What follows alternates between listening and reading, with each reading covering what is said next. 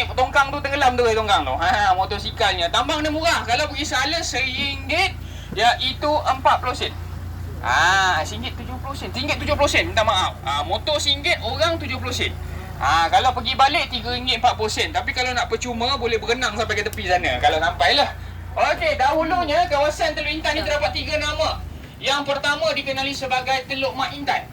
Yang pertama. Yang kedua Teluk Ensen. Dan ketiga Teluk Intan lah. Teluk Mak Intan ni berdasar seorang janda yang dikatakan paras rupawan dari Mendahling, Indonesia. Asal usul ni. Masa tu hutan kat sini tak ada orang duduk. Dia teroka pada abad 19 sebelum British datang. Dia buat perdagangan rempah dan sebagainya. Dan selepas British datang ditukarkan kepada nama Teluk Ensen. Pernah tengok tak orangnya? Tak pernah kan? Masa tu saya pun boleh lahir. Tapi gambarnya adalah. Gambarnya yang mana? Gambarnya yang ini. Nampak tak ini? Ini adalah pengasas yang iaitu pertama di Teluk Intan dikenali sebagai Ensen, iaitu Sir Archibald Edward Albert Ensen. Dia ni adalah Gubernur Negeri Selat, menjadi pegawai daerah yang pertama di Teluk Intan. Dia buat revolusi perindasan kereta api menghubungkan daripada mana? Taparut ke Teluk Intan. Untuk mengangkut hasil bahan biji timah dan bahan-bahan mentah untuk dieksport ke luar negara. Dan berlaku satu kejadian kemalangan setahun selepas kereta api ini beroperasi, aksiden kereta api ini. Dia langgar gajah. Ini cerita popular ni dekat Teluk Intan ni. Cerita dia sedih sikit. Ada sekumpulan gajah ni dia melintas landasan kereta api di Sungai Kerawai. Anak gajah tu tertinggal di belakang. Bila anak gajah tu dia melintas, dilanggar oleh kereta api. Mati anak gajah tu di tempat kejadian. Bapak gajah tu nampak. Kalau bapak gajah tu nampak anak dia mati, bapak gajah tu buat apa rasanya? Mengamuk betul. Dia naik minyak. Bapak gajah tu nampak kereta api yang sedang berjalan, dia langgar balik head to head, kepala ke kepala. Mati bapak gajah tu di tempat kejadian. Ni kisah benar. Tahu tak jambatan dekat Kampung Bahagia tu? Bawah jambatan tu, tempat kejadian itu berlaku. Ini adalah kubur gajah tu. Masih ada dekat Teluk Intan ni 128 tahun yang dahulu. Kalau kita type Google Memorial Elephant, dan terkorak kepala bapak gajah ni telah dipotong. Dia bawa ke Museum Taiping untuk buat pameran. Kalau kita Museum Taiping jumpa terkorak ni, ini daripada Teluk Intan. Dan gading dia buat British ke London untuk buat perhiasan. Dan dulunya Teluk Intan ni terkenal dengan pelabuhan sama level dengan Port Dickson dan Port Klang. Besar pelabuhan dia.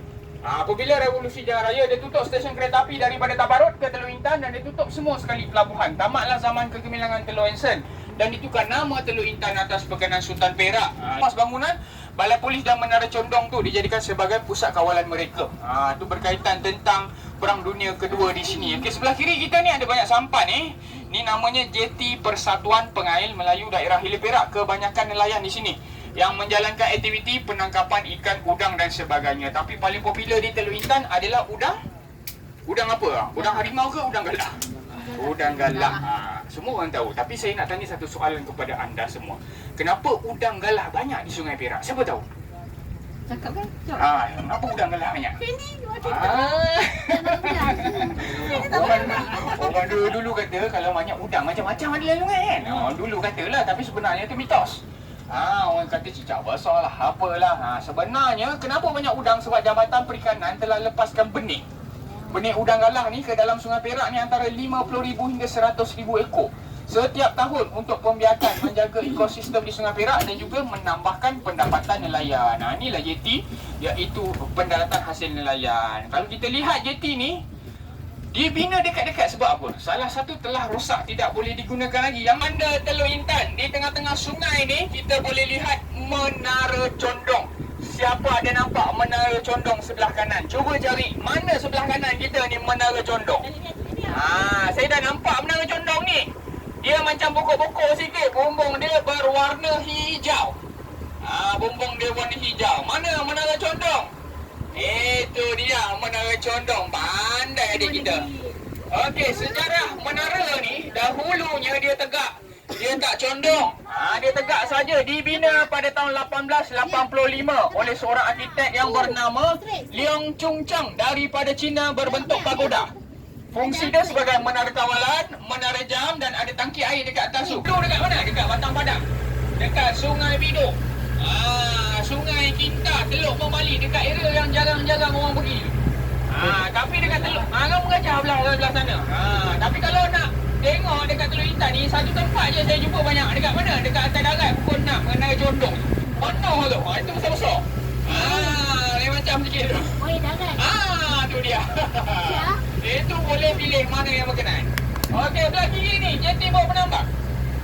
Tadi dah ambil orang daripada Pekan, masuk ke sebelah kampung ni, kampung Cina. Lepas tu dia ambil daripada kampung ni menuju ke Pekan. Pagi, dia beroperasi seawal pukul 6.30 pagi.